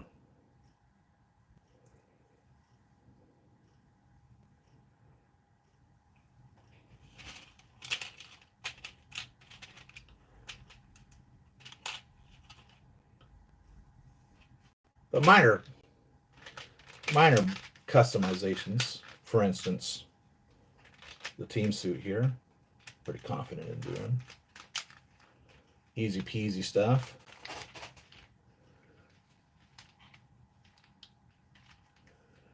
Yeah, I would imagine it would be a very sexy figure with the Fison compared to this. I mean, she looks great here, except for like the areas that I pointed out.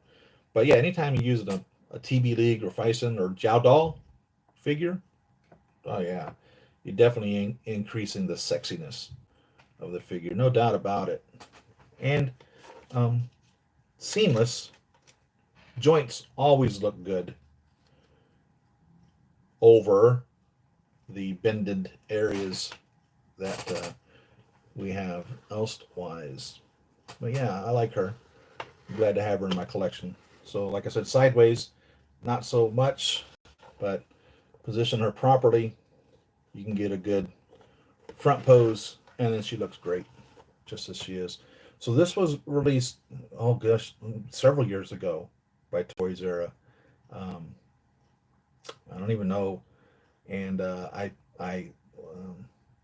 wasn't able to get her at the time, and I happened to see one for sale on either 1/6 Kid or 1/6 Outfitters or Giant Toy or somebody, and so I bought her, and that's how I ended up getting her.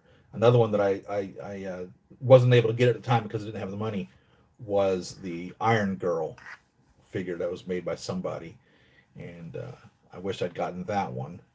I don't know if I'll ever track that one down though or not, especially because there's Rescue now. But sure was a good looking figure through the photos that I've seen.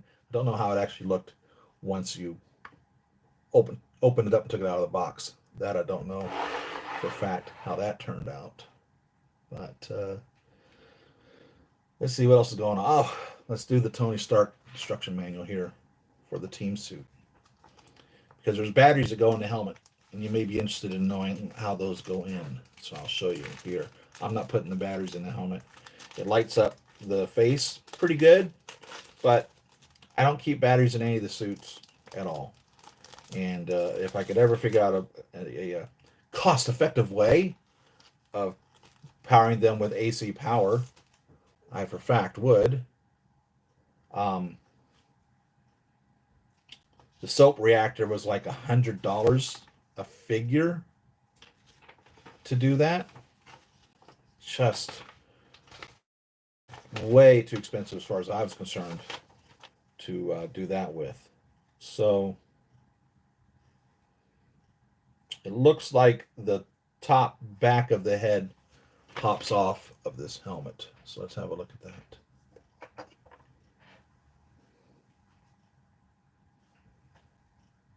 It appears that the black area of the helmet is what pops off.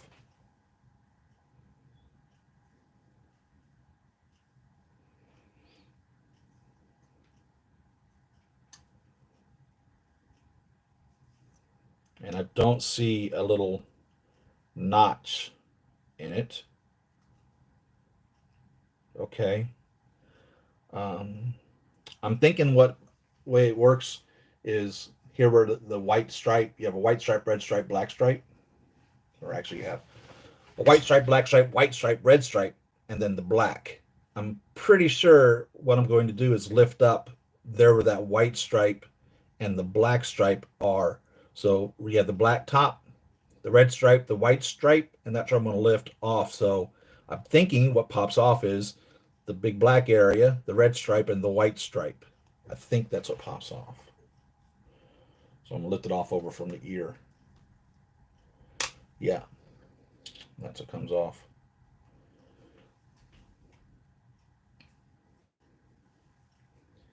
And then the batteries go in there. And it takes 3 LR621s or AG1s, LR621s or AG1s. And that's what goes in there.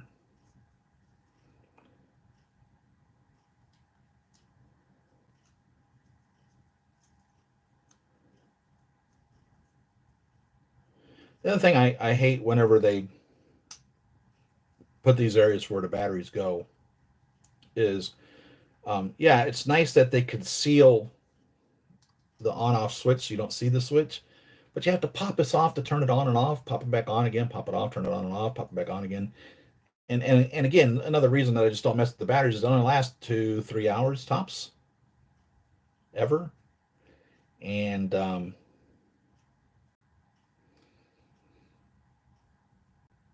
you leave the batteries in, they may corrode and destroy your figure. So keep that in mind also if you're ever chasing down older figures. If they say it's never been removed from the box, just remember that that 2010 Iron Man figure's got the batteries in it. Right?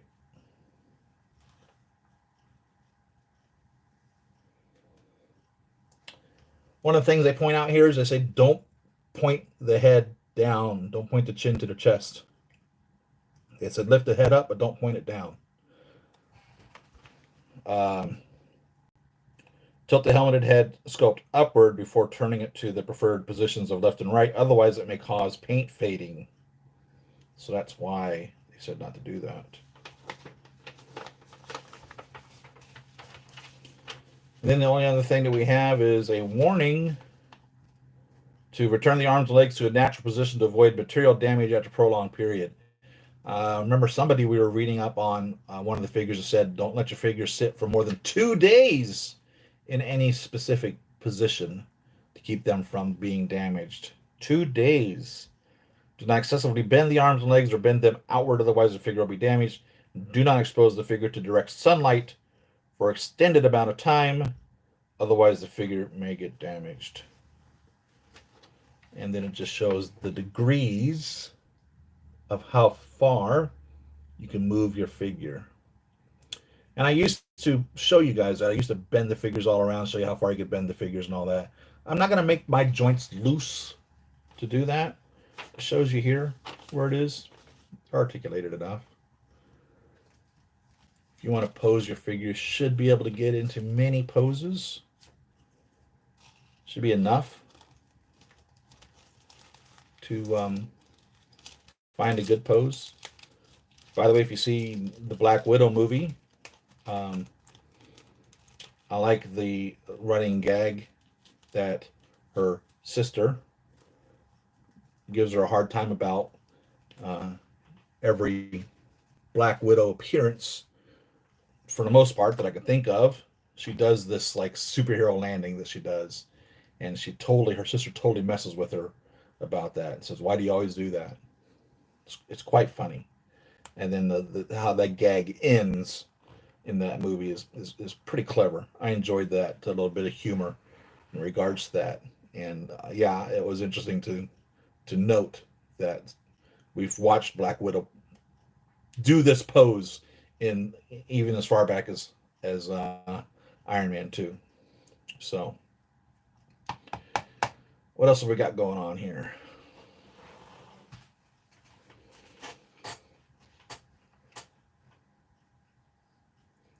Kiba's Box, Kiba apostrophe S box. That's the person that did the customization of the TB League / Fison to the Spider Woman.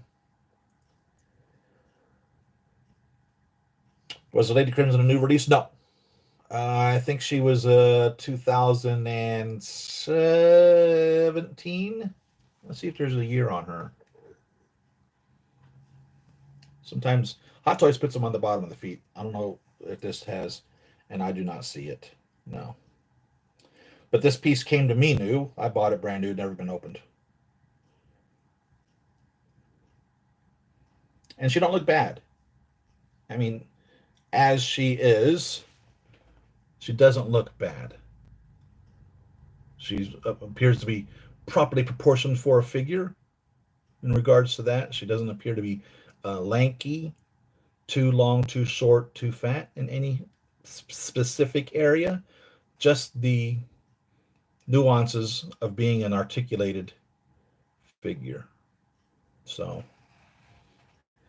and I love the little webbing that they put, which is how Spider-Man was originally. He had these.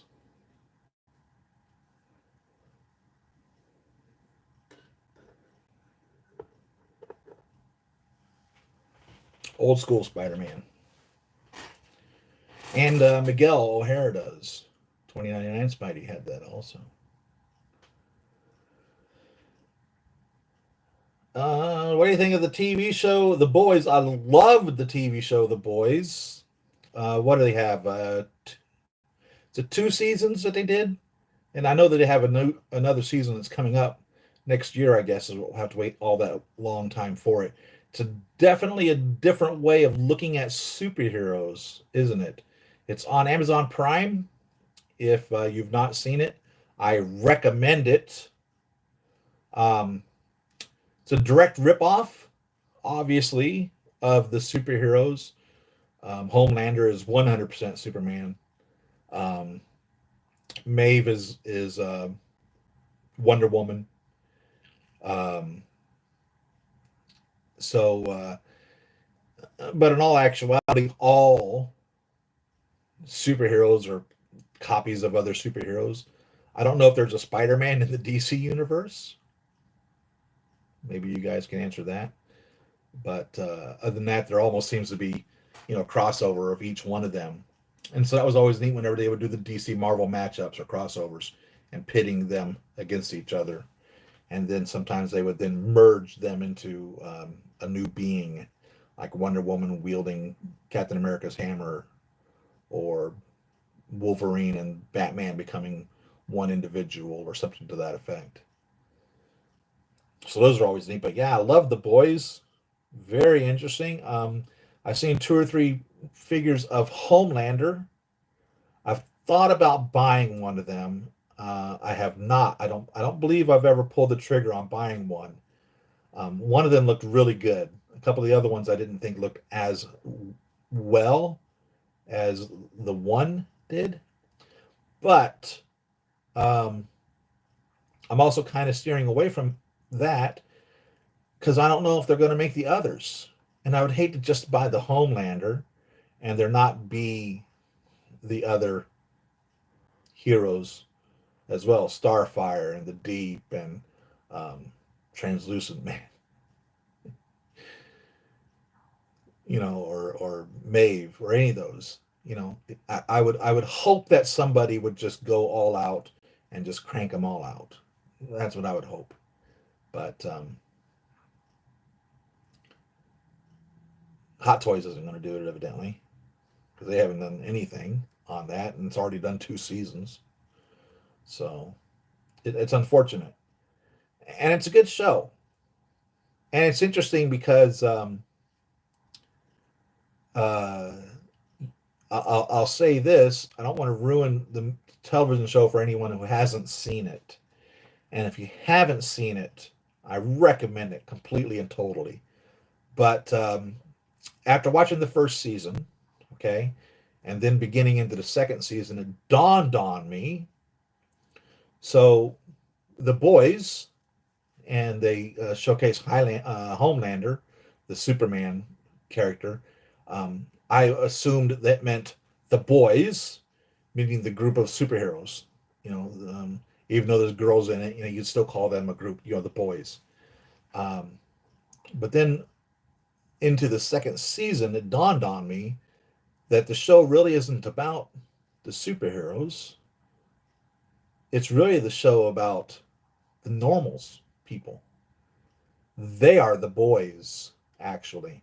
So it's really a story of them, not so much the superheroes. So it's a superhero show, but not about the superheroes. So it's a nice little twist to things. So in every superhero show, it's about the superheroes. And this one is not about the superheroes. And it's kind of also like The Watchmen, which was another twist on the superhero storylines. Here we got to see the superheroes in a whole nother light, more or less. And that's what you get to see in The Boys, are your superheroes in a whole nother light. And of course, it's got, oh God, I can't remember the actor's name, but he played Gus in Breaking Bad, the chicken guy, Pollo Loco, Pollo Hermanos, Chicken Brothers. And he played the In The Mandalorian, he played the admiral or general or whatever he was that was going after Grogu. Um, uh, Great character. I can't remember his name at this point, but he's in it too. The boys, good toy, a good collect, good actor, great actor. I cannot remember his name though. He brings his characters to life quite well. Social Toys released a six-figure Butcher is out now. Really, they also released a Gambit from X-Men soon. I've seen that. I've never seen an actual image of the Gambit though. I've already just seen a shadowed out figure of it. I've not actually seen what Gambit actually looks like in regards to that.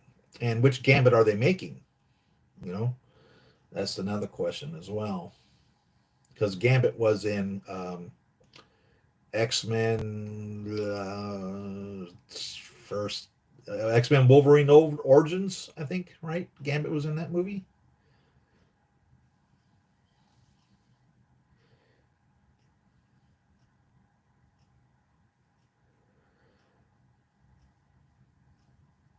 So you think So Toys is going to make the whole line? That'd be great.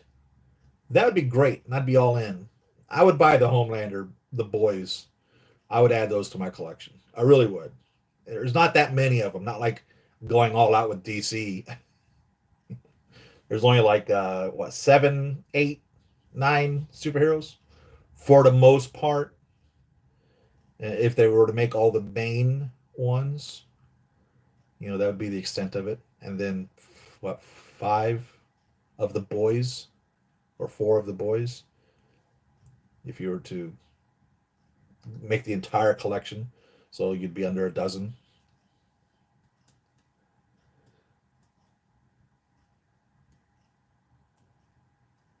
Oh, really? Homelander comes with the baby. If you've not seen The Boys, check it out. It's really a good show. It really is. It's a cutting edge. It's offensive. It's very offensive. But that's the plan. That's the whole storyline of it. It's your superheroes in a different light. It's definitely another way of looking at it. There are those of you that just get tired of the superheroes always winning. You know what I mean? There are those of you that just are like, okay, Superman always wins. And he doesn't always win. They pull out that kryptonite. Next thing you know, he's reduced to, a normal human, or even you could kill him with the kryptonite. So, or deny him sunlight, also is Superman's weakness. So he has those two weaknesses. He requires sunlight, and he requires not being around kryptonite.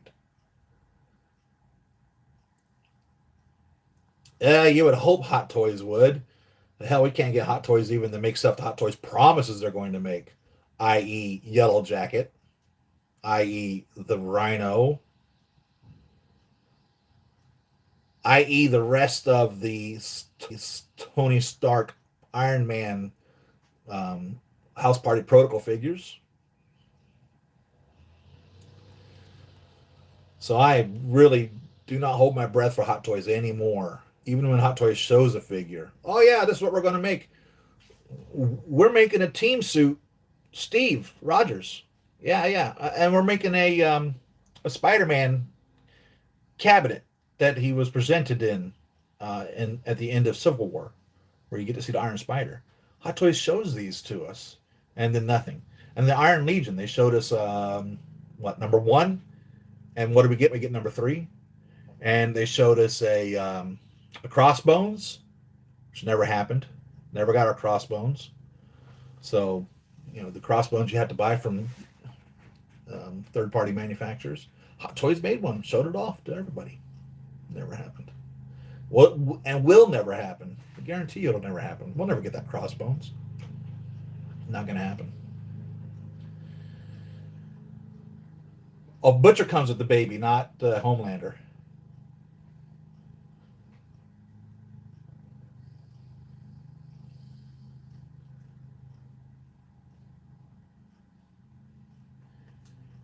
AliExpress is selling it, huh?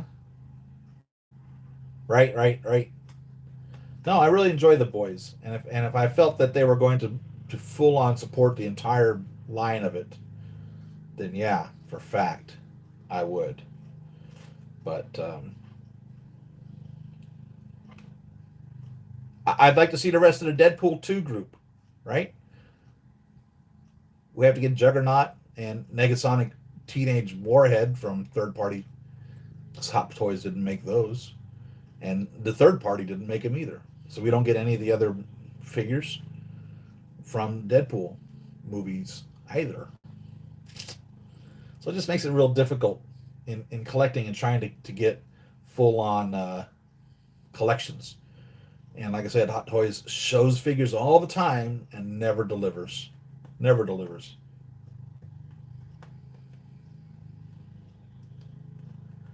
Yeah, yeah, Mando also. And I'm happy to see all of those, by the way. Holy cow. My goodness, I'm so tempted to collect the Mandalorian figures. Oh my God. Oh, they're so beautiful. And what a show. My goodness. And the direction they're continuing going with the show, you know.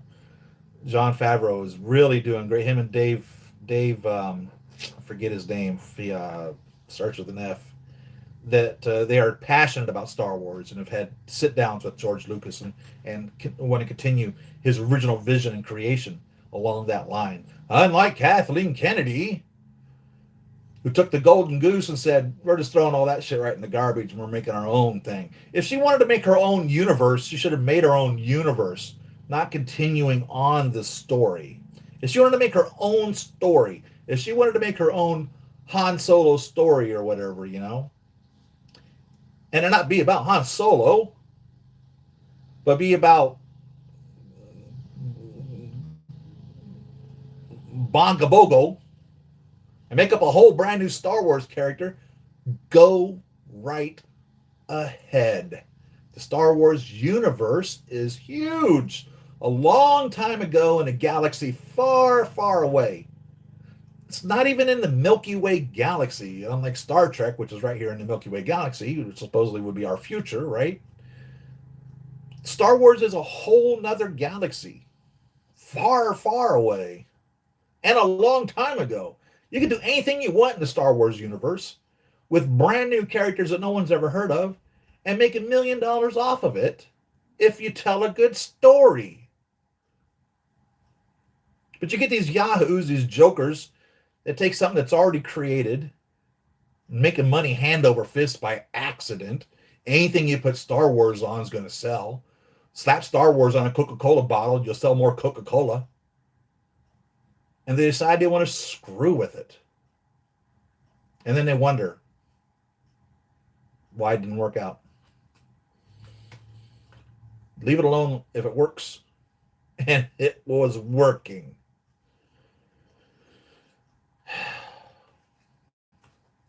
So I'm very happy with what John and Dave are doing with the Star Wars universe, trying to correct it and bring it back to reality. Like I said, if they wanted to tell new stories, then make up new characters. Make up cousins. Make up uncles, nieces, and nephews of these people.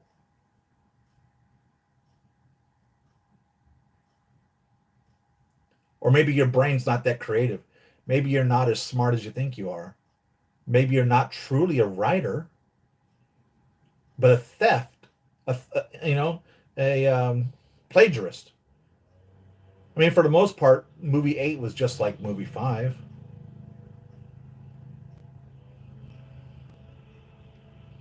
It's crazy. And movie 5 actually was my movie 2. Star Wars A New Hope was just called Star Wars. It wasn't called A New Hope back in the old day. The first movie was called Star Wars, which the younger generation calls Episode 4. But it was Episode 1 as far as we were concerned.